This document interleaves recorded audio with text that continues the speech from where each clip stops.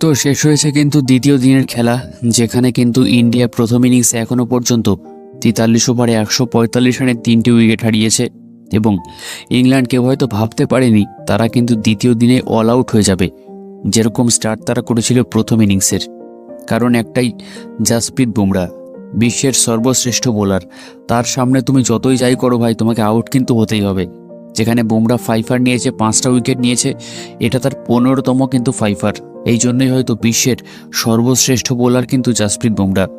387 রানে all out হয়ে যায় ইংল্যান্ড, পরিবর্তে ইন্ডিয়া ব্যাট করতে নামে এবং ইয়াশাসপি জয়সওয়াল সে কিন্তু 13 রান করে খুবই একদমই শুরুতেই কিন্তু আউট হয়ে যায়। সঙ্গে ওপেন করতে নেমেছিল KL রাহুল, বর্তমানে সে কিন্তু 53 রানে ব্যাট করছে। তার সঙ্গে যোগ্য সঙ্গ দিয়েছিল করুণ নায়ার, হালকা একটা দুর্দান্ত পার্টনারশিপ কিন্তু করে গেছিল 40 রানের করুণ নায়ার। এবার ইনিংসটাকে কিন্তু বড় করতে পারছে না করুণ নায়ার। তার প্রবলেমটা কোথায় হচ্ছে হয়তো গৌতম গম্ভীর নিজেই বলতে পারবেন না, তবুও তার কাছে কিন্তু একটা ভালো সুযোগ ছিল তার ক্যারিয়ারের, তার ইনিংসটাকে লম্বা টানার। কারণ তার ইনিংস কিন্তু, তার ক্যারিয়ার কিন্তু বর্তমানে অনেক টানা পোড়েনের মধ্যে দিয়ে যাচ্ছে।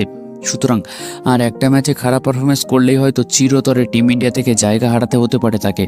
সাই সুদর্শন কিন্তু বসে রয়েছে তার রিপ্লেসমেন্ট হিসাবে।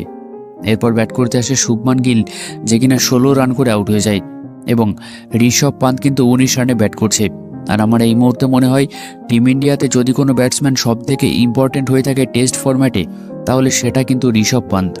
আমার সঙ্গে যদি তোমরা একমত হয়ে থাকো তাহলে ভিডিওটিকে অবশ্যই একটি লাইক কিন্তু করে দাও। তো এই ছিল দ্বিতীয় দিনের পুরো কাহিনী। তো দেখা হচ্ছে কালকের ভিডিওতে।